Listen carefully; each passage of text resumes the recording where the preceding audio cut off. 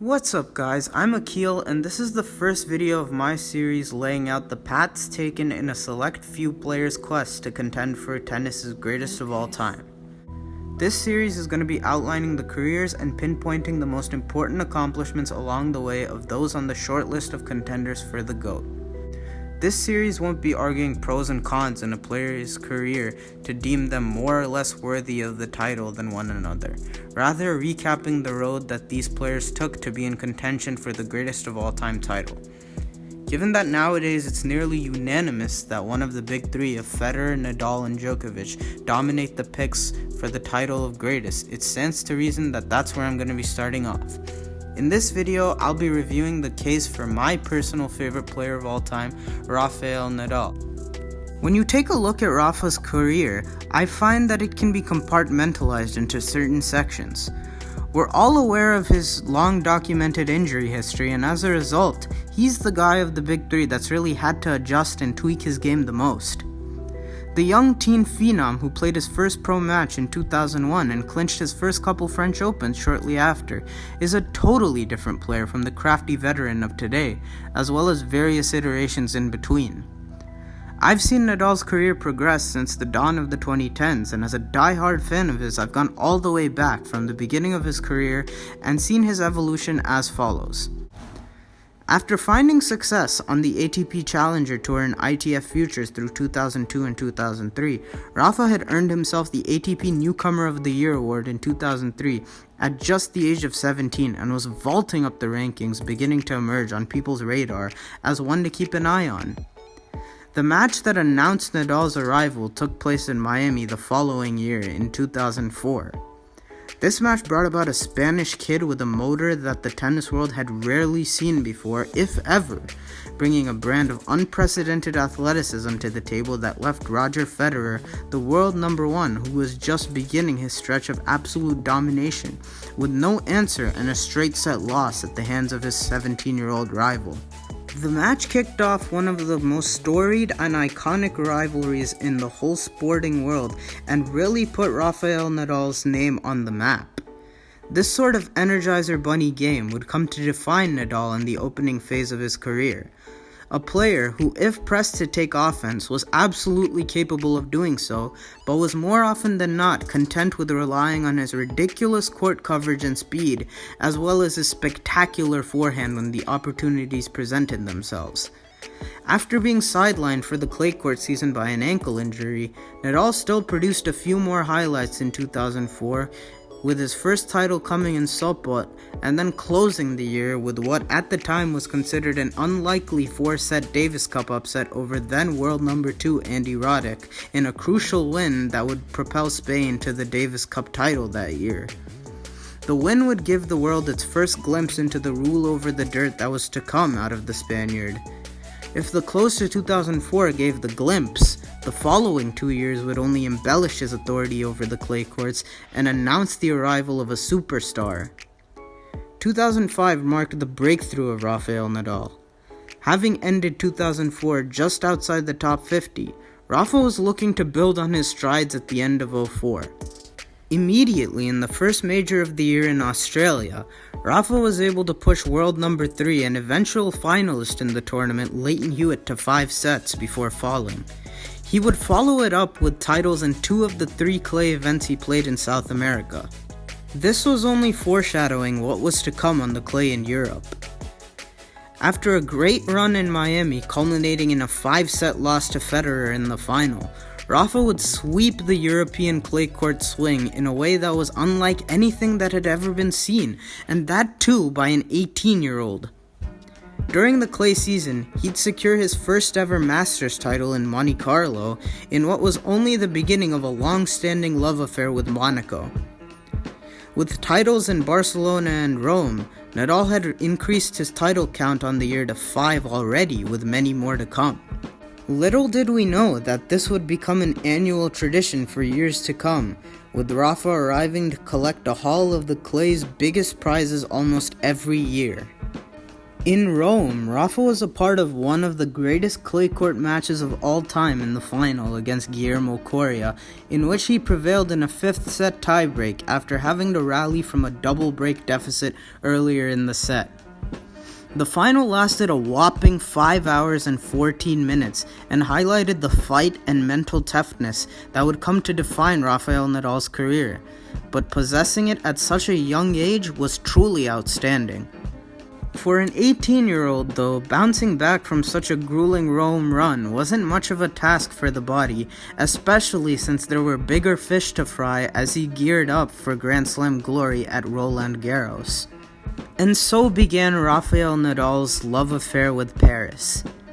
In his road to the latter stages of the tournament, Rafa made light work of his draw, aside from losing a set to Frenchman Sébastien Grosjean in the round of 16. In this match, Nadal faced an incredibly hostile crowd that would give him the business, to say the least. Following a call that went against the Frenchman early in the second set, the crowd had been given their opportunity to get involved with their charge down a set. It was only amplified when Grosjean took the second. It would have been easy to be rattled after this regardless of his age, but for an 18-year-old to remain composed and breeze through the remaining 2 sets, his champion qualities were on full display. In the semis, he'd defeat the undisputed number 1 Federer in the semis in an impressive 4-set win. The match took place on his 19th birthday, and it meant that Rafa had secured a berth in his first Slam final and written the first chapter in the historic Slam matchups to come with Roger Federer. The very first point of the match that had everyone shaking their head in disbelief, a running forehand pass up the line by Nadal from a seemingly impossible position, was both emblematic of how Federer had his hands full on the day, as well as into the future. In his first Slam final, Nadal faced an unlikely finalist in Mariano Puerta, and coming off such a big win over the undisputed best player in the world, it seemed that this final was a given. So when Rafa found himself a set down, it looked like the occasion of a first Grand Slam final might finally have been getting to this fearless Spaniard. But just as he had earlier in the tournament, Nadal gathered himself to put himself ahead 2-1. The 4th set wouldn't come easy, as Rafa would have to ward off 2 set points on Puerta's serve at 4-5, with defense that only he was capable of. After saving this game, Puerta wouldn't win another game, and when a last Puerta forehand sailed on match point, Rafael Nadal was a Grand Slam champion and had just begun one of the most special relationships in all of sports with the clay of Roland Garros. After 2005, many could have foreseen that this kid could become an all-time great clay court player, maybe even the greatest, but little did we know that Rafa on clay, as well as Rafa in Paris, had so much left to give. When 2005 concluded, Rafa had won an incredible 11 titles that included his Maiden Slam and 4 Masters titles, and had firmly planted himself as the number 2 player in the world and a true rival to the dominant Federer.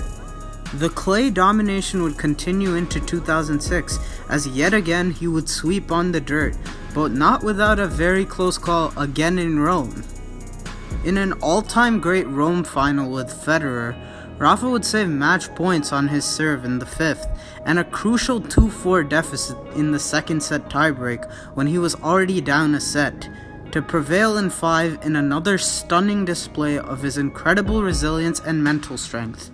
This classic would be followed up a couple weeks later in the pair's first Slam final ever, in Paris. Many thought that this final would be different for Federer, who was arguably having the best season in tennis history, and to this point, he was yet to lose a Slam final in 7 played. It was one thing beating the Swiss in Masters and even a Slam semi as Rafa had done a year ago, but it was a totally different ballgame facing him in a major final, and he was coming off the heels of a match where he was just 1 swing away from victory over Nadal on the surface a couple weeks prior. This seemed to be further stressed when Federer came out of the gate strong and jumped out to a stunning 6-1 first set win. Rafa, however, wouldn't panic and followed the set with a 6-1 set of his own before snatching control of the match and finishing the Swiss off in a hard-fought 4th set with one swinging volley winner. It was a second straight French title and another testament to the Spaniard's mental fortitude, having taken Federer's best punch in the opening set and returning it with interest. Think about that. That's like if Dominic Thiem of 2015 were to beat 2015 Novak Djokovic in a Grand Slam final after being dominated in the opening set. Could you remotely see that happening? That's what Rafa did at a year younger than what Thiem would be in 2015. In this span, Rafa would also show his potential on the other surfaces, as he'd win hardcourt Masters titles in Montreal and Madrid in 2005, and come excruciatingly close to beating Federer in the final of Miami in the same year before falling in 5 sets. The next year, he'd defeat Federer in arguably the Swiss's best season on a very fast hardcourt in the 2006 Dubai final, and in the same year, also began what was then considered to be an unlikely run of consistency on the grass at Wimbledon given his playstyle. He'd make the Wimbledon final and gave Federer quite the competitive match following a lopsided first set loss. Despite a less eye-popping 2006, Rafa would finish number 2 again in another stellar year. Long story short, Rafael Nadal is unequivocally the best quote-unquote next-gen player who ever lived, period, point blank. And so concludes the opening phase of Rafael Nadal's career. He had already become a household name. In a sport that has included several early bloomers that did great things, Rafael Nadal's name stood out from the pack. In this short period, he had already established himself to be on the way to an all-time great career, one of the greatest clay court players of all time, and an emerging and worthy adversary to the dominant Roger Federer. But all with one caveat. When audiences first saw him, everyone noted his grit and mental strength, but lamented his taxing and grueling playstyle that everyone thought surely wasn't sustainable without taking potentially career-ending or shortening injuries. What they didn't know, though, was the extent of his heart and the will to always improve, and the extent to which this kid was capable of altering his game. We'd soon find out over the course of the next 13 years as his meteoric rise continued beyond anyone's expectations, with an undying hunger that never let him stagnate or be content with his success after bursting onto the scene. Well, a quite remarkable comeback from a young man who's been setting new records all year. Ladies and gentlemen, our new champion! A quite astonishing win by a young man whose progress is so fast, so rapid, that one wonders where it will all end.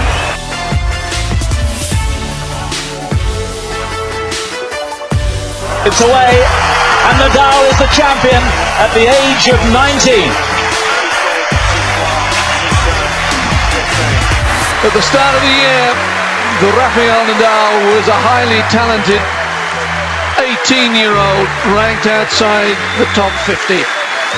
6 months on, he's the man challenging Federer for the supremacy at the top of the game. And you'll see a lot more of this kid down here, you can be sure of that.